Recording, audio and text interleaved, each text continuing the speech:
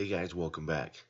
One of the things I've told you is that over the last 2 days is that I strongly feel that this isn't pegged to our calendar, that this is actually pegged to the Hebrew calendar. All right, let's look at something here. All right, so over the last 2 days with the videos I've done, I've compiled some of your comments, okay? Because your comments are raw. I can't script them, I can't edit them. I can only remove them or block them, okay? So let's look at your comments. Let's see what you guys said. Let's see if you guys bring confirmation into what I've shared with you.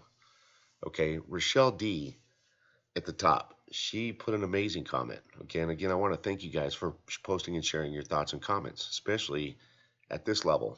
Okay, Rochelle D said this. She goes, Jeff, I have been listening to you because my spirit led me to your confirmation. I also heard the Gregorian calendar is not being used in this and had a dream of the time frame that matches. So she's saying not only she has two key parts here. She's saying not only is she hearing that and she's a very strong Christian, guys. She says she's also not just hearing that it's not pegged to the Gregorian calendar, but she also had a dream of the same time frame. And what she's saying there is that's one of the ways God communicates to us through her dreams. Okay. Then she's correcting me, and Rochelle, thank you for correcting me. She's saying, please be mindful that these are revelations from God, and just because others did not receive it does not mean they are not smart enough. So then she gives me a word of wisdom. She says, tame your pride when I'm talking to you guys. So Rochelle, thank you for doing that. Let's look at what a gentleman by the name of one of the has said. He says he tells his uncle last month, Rosh Hashanah, then get ready for Feast of Tabernacles, which begins at dusk on October 2nd through 9th. And Iraq goes international on the first of the daylight hours of the beginning of the Feast of Tabernacles. Okay? And then Jenny Adams, she says, this is really about to go down. She says, I can feel some type of shift. I am not a crier, but I am tearing up writing this. And there is absolutely no reason I should be emotional right now. I feel a sense of overwhelming gratitude. It's crazy awesome. Now, here's one from Kimmy Fiore. She says, I do remember sensing Christmas in July years ago. So she's been in this for a while, guys. She goes, I'm still trusting and believing that now is God's timing. So she recalls what I shared with you guys about the whole Christmas in July. Carlos Gonzalez, he says, Jeff, you are absolutely right. The prophecies are, I don't know what the BVB, but he's saying the prophecies are based on the Hebrew Bible calendar, not the Gregorian, which was issued or started by the Roman Catholic Church. We are at the entrance of the promised land, brother. Okay? And then here's one from Carol Olay. She says, hi, Jeff, great job. What I discern in my spirit is that both prophecies are allude to begin in September.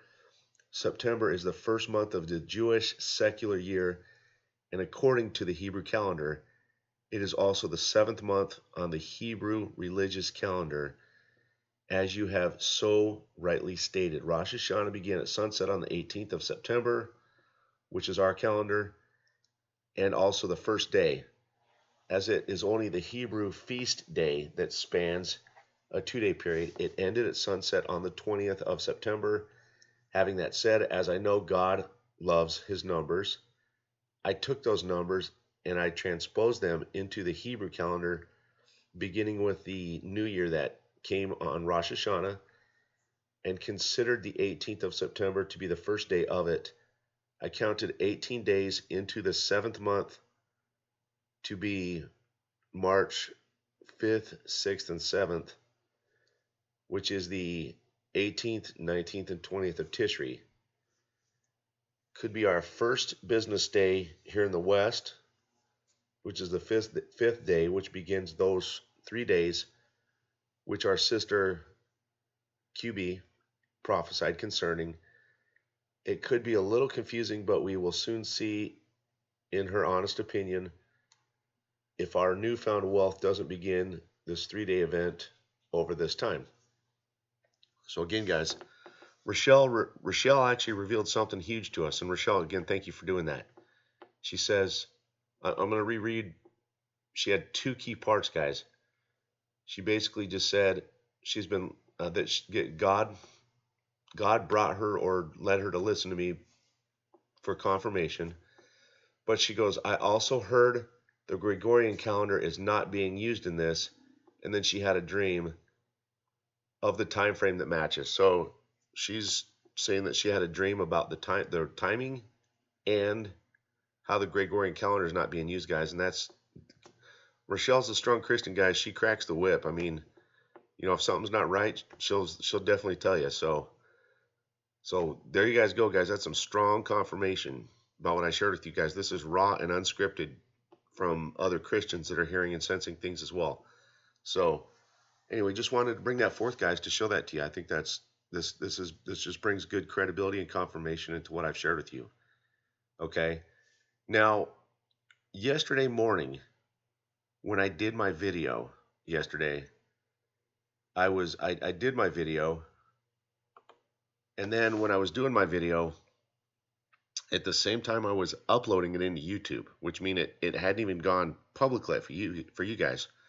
While I was uploading it into YouTube, a gentleman, which is one of our followers, receives a Bible verse by God. And he sends this Bible verse to me yesterday morning while I'm uploading the video on YouTube, which meant he himself had not even seen the video. So basically, I mean, God was sharing things with him at the same time that I was sharing stuff with you guys. So, guys, this is a powerful Bible verse for the time we're in right now. Let's look at this Bible verse. It's what this is Leviticus chapter 25, books 8 through 10. It says the year of Jubilee. Yeah, look at that, guys, the year of Jubilee. All right, guys, this verse is powerful. It says, count off 7 Sabbath years, 7 times 7 years, so that the 7 Sabbath years amount to a period of 49 years. Then have the trumpet sounded everywhere on the 10th day of the 7th month. On the Day of Atonement, sound the trumpet throughout your land. Consecrate the 50th year and proclaim liberty throughout the land to all its inhabitants. It shall be a jubilee for you. Each of you is to return to your family, property, and to your own clan. Guys, look at that, the year of Jubilee, guys. He got this yesterday morning while I was uploading the video, which meant he hadn't even seen it, guys. And this Bible verse completely aligns with exactly what I've shared with you guys over the last, just the last 2 days. So, guys, now I have an interesting video that I want to share with you guys. This video is from Christine Lagarde of 2014. Okay, and what Christine Lagarde in this video is saying, here, I'll show it to you again, but this video is from October of 2014. Here you go.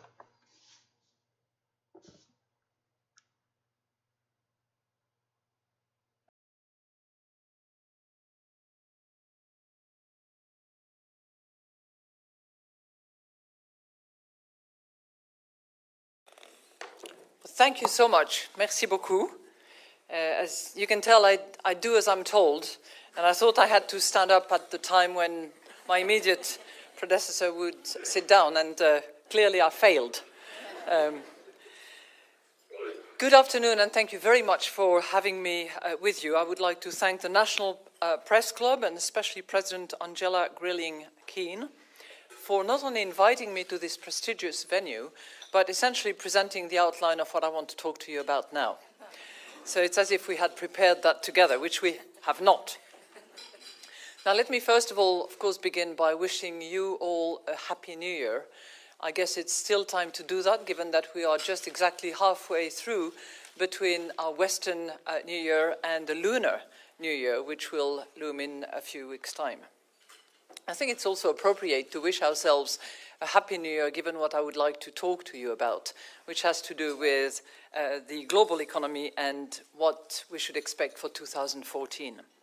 Now I'm going to test you numerology skills by asking you to think about the magic 7. Okay? Most of you will know that 7 is quite a number in all sorts of themes, religions, and I'm sure that you can compress numbers as well.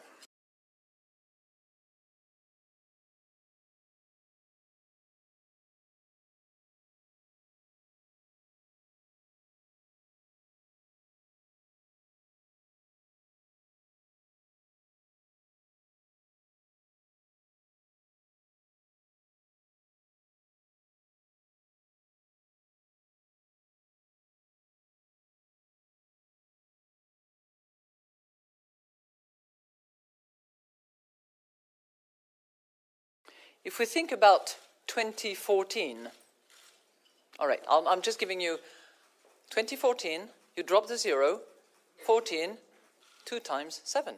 Okay, that's just by way of example, and we're going to carry on.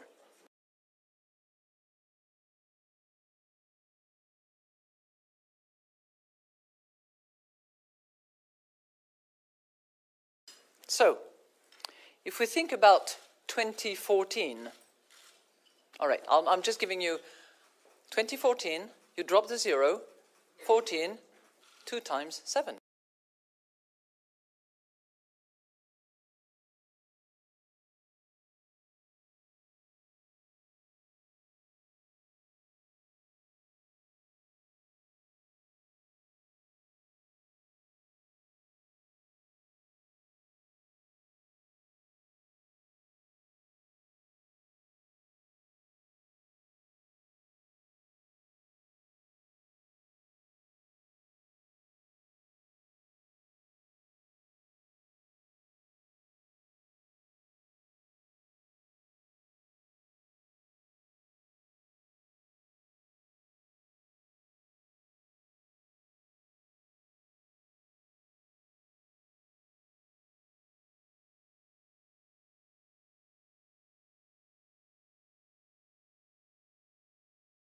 Okay, that's just by way of example, and we're going to carry on. So 2014 will be a milestone and hopefully a magic year in many respects. It will mark the 100th anniversary of the First World War back in 1914. It will mark the 70th anniversary, drop the 0, 7, of the Bretton Woods Conference that actually gave birth to the IMF. And it will be the 25th anniversary of the fall of the Berlin Wall. 25th. Okay.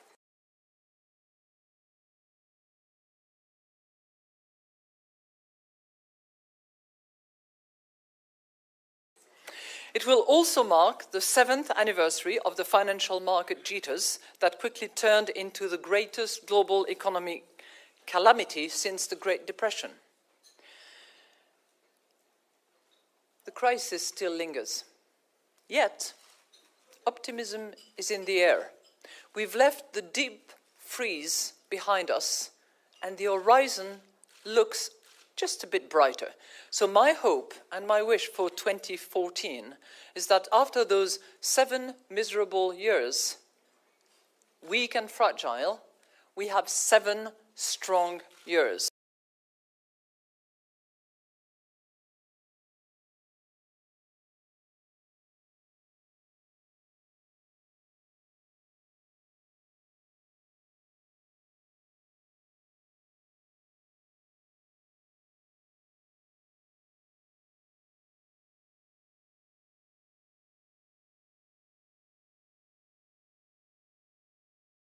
Now, I don't know whether the G7 will have anything to do with it, or whether it will be the G20. I certainly hope that the IMF will have something to do with it.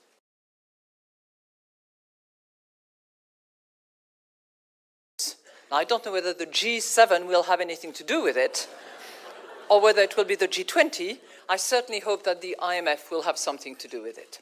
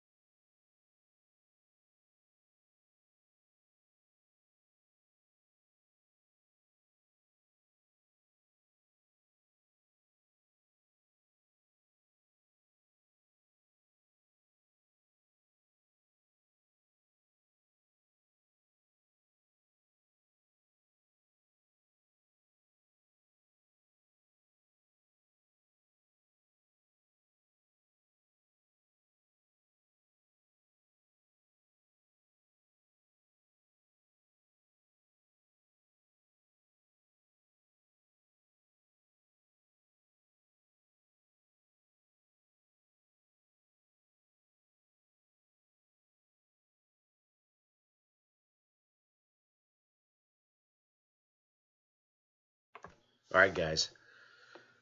Interesting video, huh? She puts a huge emphasis on the number 7, guys. And there was some theory that that video back then in 2014, I apologize, I was incorrect.